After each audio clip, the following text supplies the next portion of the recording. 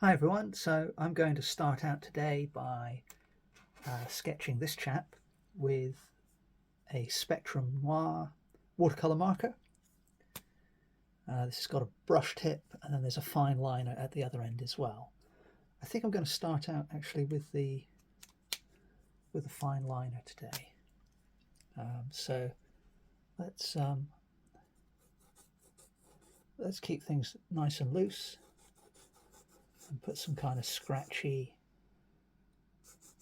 gestural marks in place. Now, I'm not looking to paint this chap's portrait, but I just kind of want to create the sense that we've got a person here that's walking along. So his jacket comes down there. We've got a little bit of a V for the collar. Other side of the jacket is there, and that kind of sweeps out a little bit. There's his arm coming down.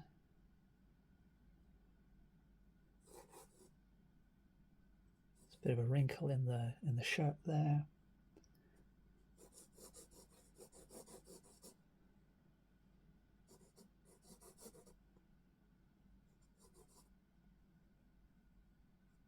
Got his knuckles there, his fingers.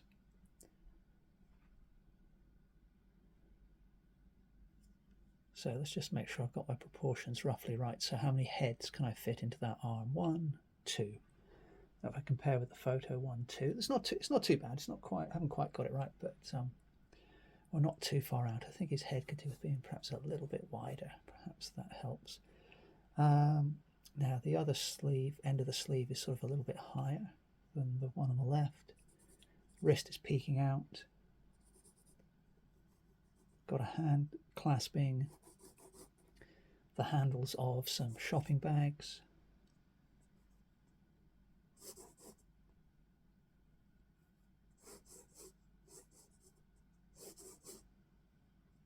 He's carrying 2 bags.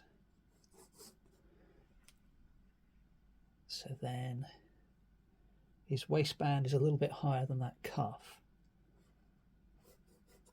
So we'll sweep that in under there. The side of the jacket comes down a bit lower here. Then his leg.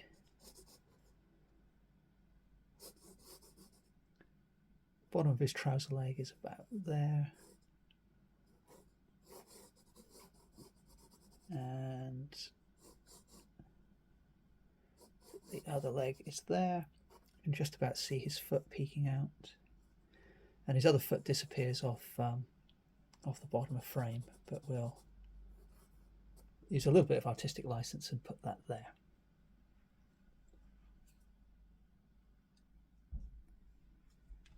Okay, and then sticking with the fine liner, we'll put another group of people over here. A little bit more off in the distance, perhaps.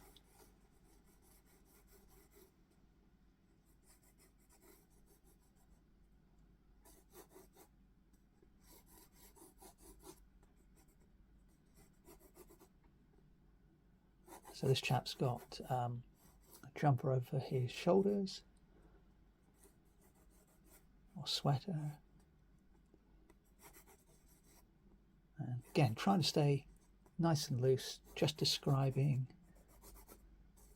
what I feel I need to, and leaving the rest out.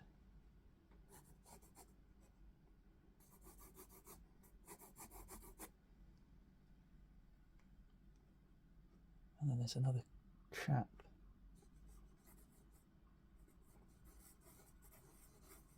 over here.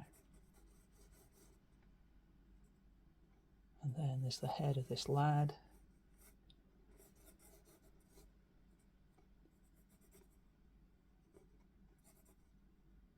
Coming in here. Made that a little bit big perhaps. So what I'll do is I'll turn him into more of an adult and make him less part of the group that's chatting.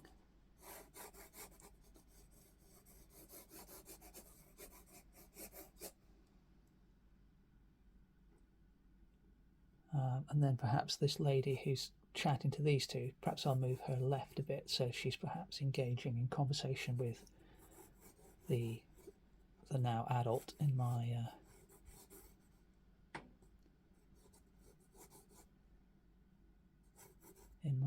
drawing.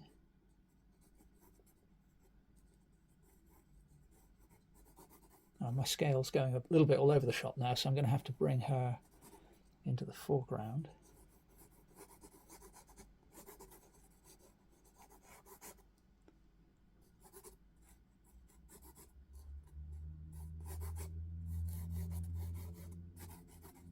Perhaps she's got her arms crossed.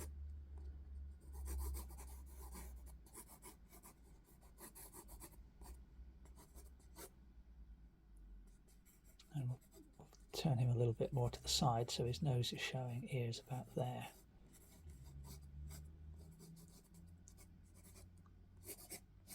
So they could be conceivably chatting, and these other two people are slightly behind them and chatting away.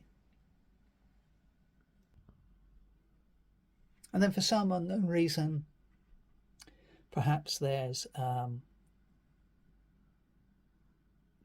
sheep just here.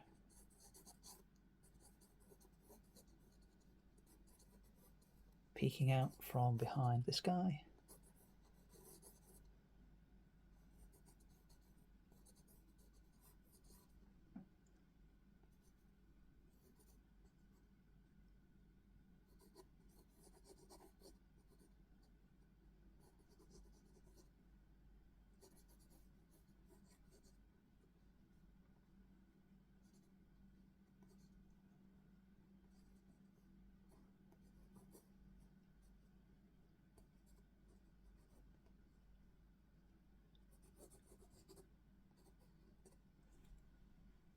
And then perhaps even more in the foreground, there's another sheep here.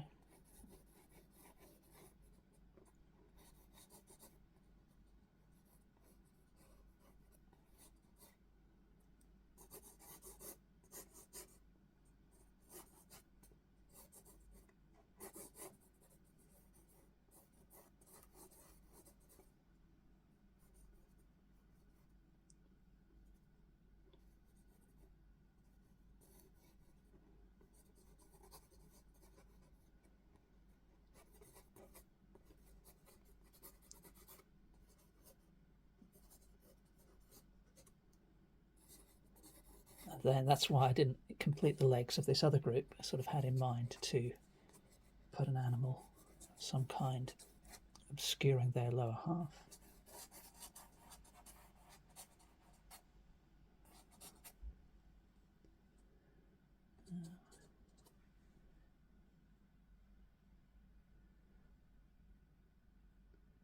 And then we want to get at least one more sheep in here, I think. Or perhaps put another one over here, just peeking out.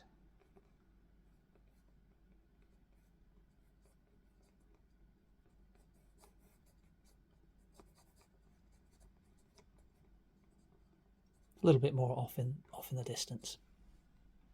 Okay, so now we've got the beginnings of a rather surreal composition, I guess is the best way to put it. Yeah, a rather surreal composition. So I'm going to bring in some paint in just a second and we'll see what happens. Well, I am going to add some paint, but I think I'm going to continue to do that with these watercolor markers. So I'm now going to the brush tip. So we'll begin by, let's go to the foreground animals first.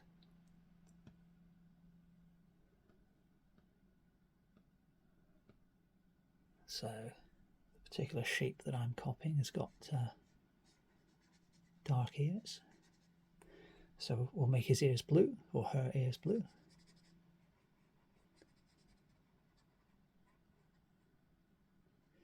Same there.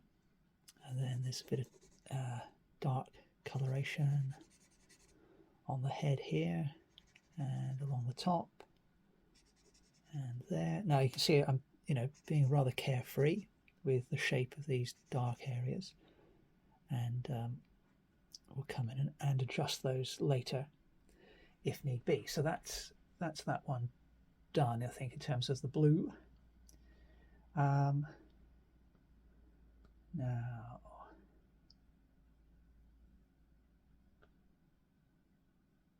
for the peekaboo one, we'll put some dark shadow inside the ears there. I'm going to leave the eyes for the moment, but we will darken the nostrils and the inside of that ear. And we can put a little bit of shadow down here perhaps, and a little bit under the chin. I could arguably have done that with that one, but I've decided to leave it for now. And then I think, so the reason I originally I was going to hit this one first with some extra watercolor, but I decided to go for the foreground ones because I felt that this blue was going to be a bit too dark. So what we'll do is we'll leave that one in the background as it is for the moment, and then I'm just taking a clean flat synthetic brush and spraying that with some water. And then what I'm going to do is just pick up a little bit of this pigment here, hopefully. Well, there's more water on the brush than I thought, but that's okay. And we'll just colour in that head very lightly. Perhaps make it a little bit darker. There we go. And very loosely. And put a little bit of that down there as well. And then I can come back to the others. So I can tease out some of the shadow I put down there underneath the chin and beginnings underneath the belly to just sort of add a little bit of texture. So this is quite an old, frayed, rather damaged brush, but that can be really quite good fun for creating effects. I'm going to leave the nostrils as they are for now. Let's go back to our star of the show in the foreground.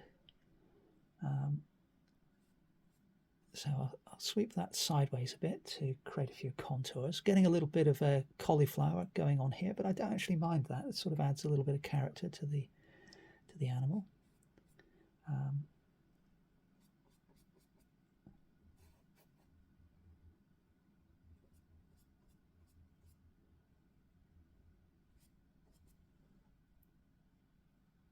And I quite like the way that's working so far, actually. So we'll head back to the shot of the people, if I can find it. Here we go. And let's do something similar. I'll just put some blue in on this guy's jumper that's over his shoulders. We'll make this guy's top blue as it is in the reference. This lady, I'm not going to colour that in completely, but we'll just use this pigment that's left on my brush to add a little bit of shadow here and there. And the same with this chap here. He's got dark trousers on, so we'll darken those. I'll probably just darken the back of his head as well. Perhaps the back of the head there, under the hair. And then finally we've got the guy on the left. Now for him, I think I probably want to go a bit darker than I am at the moment. So we'll, let's see what we can do with him. I'll go back to the brush tip.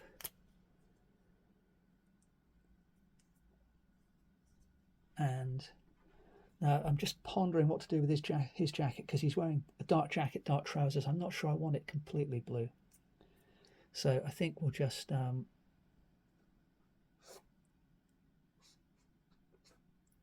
we'll add a few bits of blue, deeper blue, bolder lines. Yeah, the colour's the same as the original drawing, of course.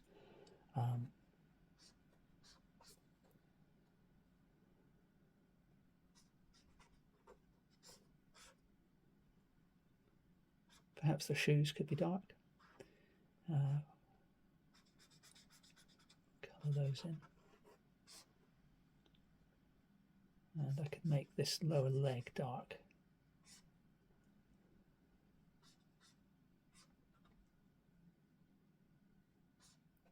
Now he's wearing a backpack, but I've decided not to include that. Okay, so we'll grab the brush again and go back in with our wet brush and begin by teasing out some of this shadow. I think I forgot to say at the start, but this is mixed media paper I'm using. It's not watercolor paper, so it works really well with watercolor, especially with the technique I'm using today. The one thing you do have to be careful of, though, is if you're used to using watercolor paper, the high quality watercolor paper, which can, is it's quite robust basically, and it's designed to, or often designed to, allow you to kind of scrub the surface with a paper towel or a brush to lift off some watercolor. You've got to be pretty careful doing that with this paper. This paper is excellent for resisting, oh, look at the edge I got there, I like that. It's excellent for resisting buckling. It's not so good at resisting scrubbing. The surface will crumble and deteriorate very quickly if you scrub it with a wet paper towel. So it's not a big deal, but just something to be aware of if you're thinking of trying this paper. It is excellent paper. Overall, it's brilliant stuff. I love it. I use it all the time. But just be aware of that little downside, that you mustn't scrub too hard. Or in fact, I would go as far as to say don't scrub at all with this paper. Okay, so while I was chatting away there, you can see I've teased out some of the colour. I really like the use of the frayed edge on the shadow of this figure here, and I'm really quite happy with the way that's worked so far.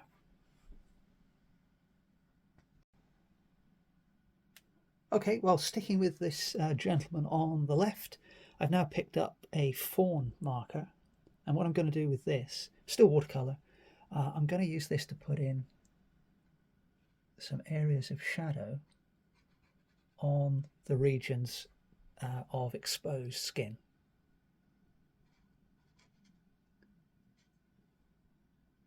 Okay, now again, I perhaps went a little bit more precise than I needed to there.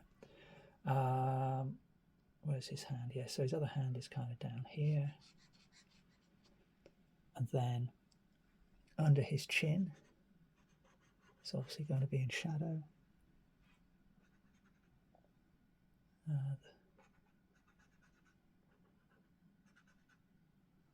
face is in shadow, but obviously there's a triangle of light where his nose is catching the light.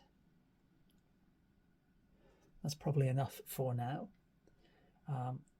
So we'll use the same old trick. I have cleaned the brush out so that there's hopefully no glue left on it. So what we'll do is we'll begin with this hand and just tease out some of that colour. Now I've got an outline of blue here. I don't mind too much if I pick up some of that,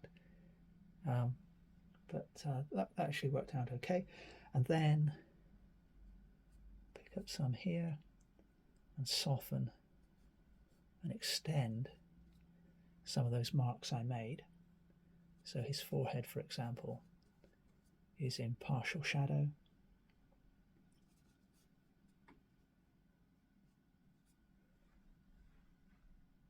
And that's starting to bring him to life a little bit. Now I could probably, it's a little bit of a cheat in terms of colour, but I could probably add some light shadow again with these lovely frayed marks that this brush is giving me. It's very light, very subtle, the tone that's going down, but I can use some of that on his shirt.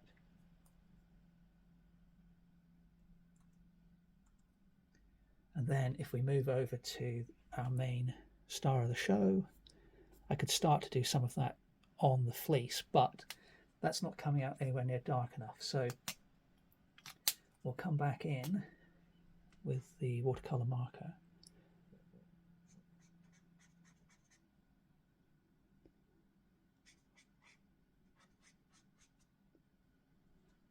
And that's probably enough of that for the moment, I would guess. So we'll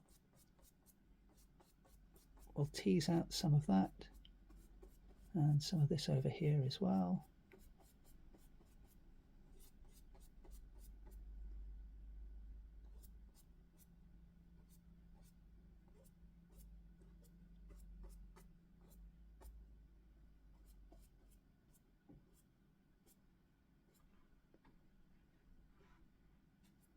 Put a bit of colour in above the head.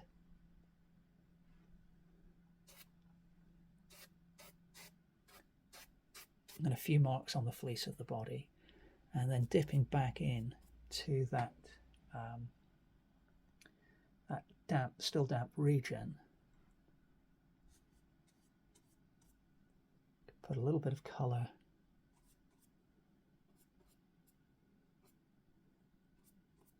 on this chap or this lady back here. That's probably enough there. I'm going to leave that sheep as is for now.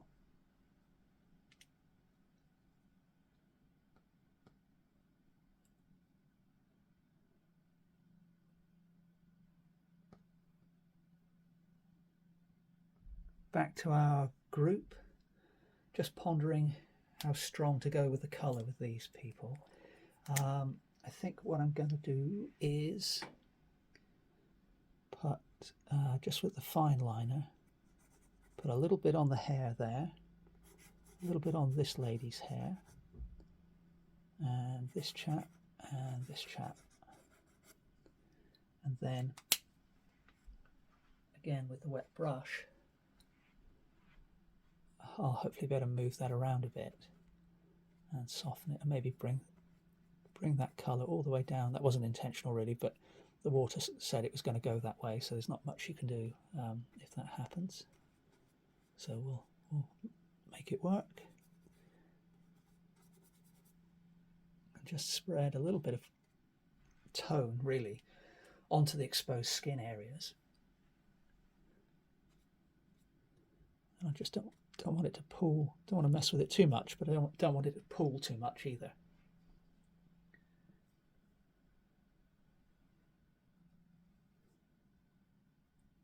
Now the gentleman in the foreground, one of the shopping bags he's using is orange, so this colour is called Sunset, and so I'm just going to do the same thing. It's not really an orange, but sort of an orangey red, I guess. So again, we'll use that.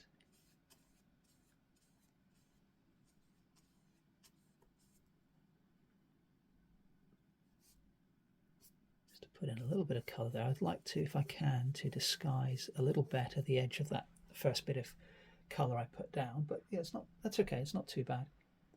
I can probably just put a little touch of that pink there on him. And then if I go back to the other group of people, can I put a little bit of pink in there, and here, just to bring a little bit of warmth to proceedings. And then the question is, do the sheep warrant any of that colour as well? I think they probably do. I think I can just put a little bit. I mean, so the sheep does not have any pink on her head, but why not?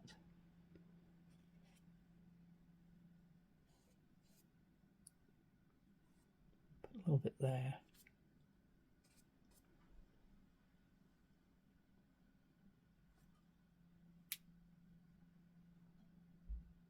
So I'm going to let that completely dry now.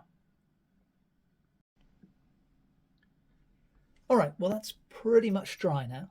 So I'm going to come in with a marine blue, again, the watercolor marker. Now, I quite often get asked which brand of watercolor markers I use. So as mentioned earlier, this is Spectrum Noir. Okay. The other one I use is Winsor & Newton. And now in terms of the quality of the paint that they put down, to my mind, there's not much between them. But the main difference, I would say, is if you can see the fine point tip there, if I can bring that into focus, okay, and then compare that with the fine point tip on the Winsor & Newton. I can just get those into focus. the fine point tip of the Winsor & Newton is much thicker. Now, that's not necessarily a bad thing, but it just depends what you want to do. The brush tips aren't too dissimilar in size, so that's the main difference from my perspective. Anyway, so what I want to do now is just add a few enhancing lines with this marine blue. So I'm starting out with the fine tip, and I quite like the scratchy look that I've got going with the initial drawing.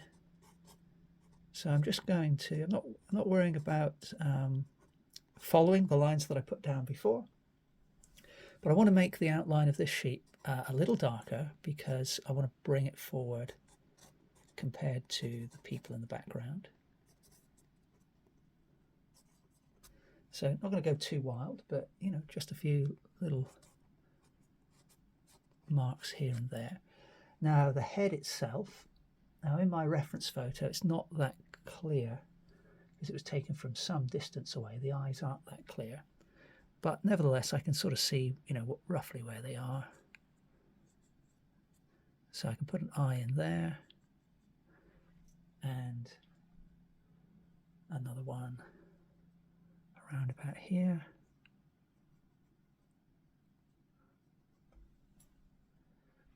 And I can darken the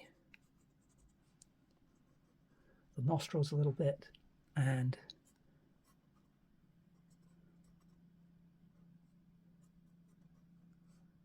improve the line of the mouth.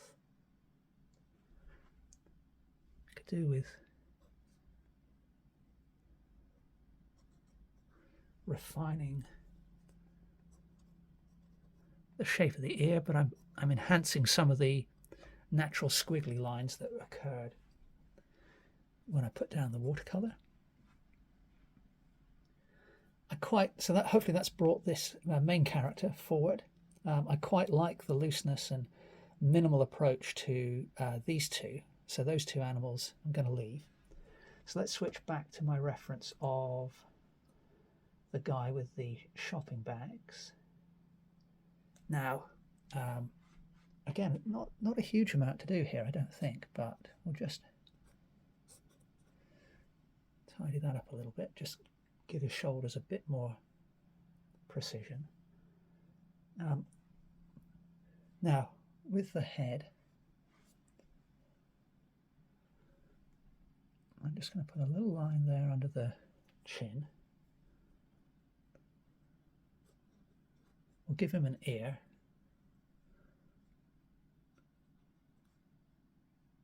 Perhaps some eyebrows. And then just some indication that there is some hair on the head.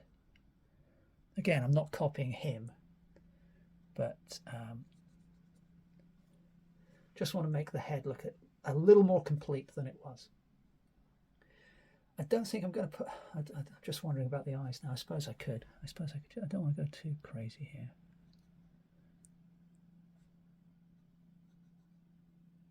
Okay, so some suggestion of eyes, which I think has probably helped a bit. And then put a mouth in. I think I'm going to add a little dark bit of shadow under the front foot there. A little bit there under the bottom of the trouser leg. And I'll perhaps add a little bit of curved cast shadow down there as well.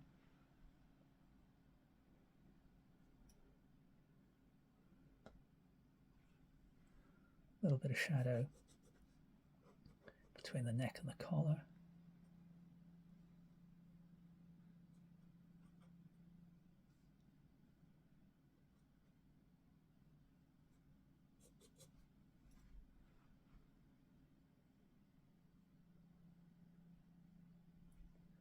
And then switching to the other group.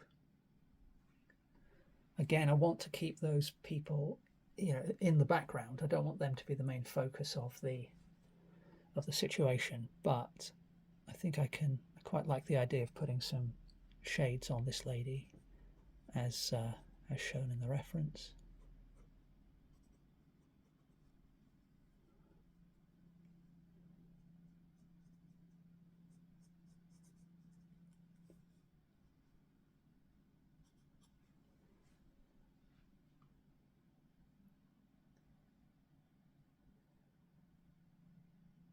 And perhaps I'll do the same with the guy back here. But perhaps we won't make those sunglasses. We'll just leave those like that.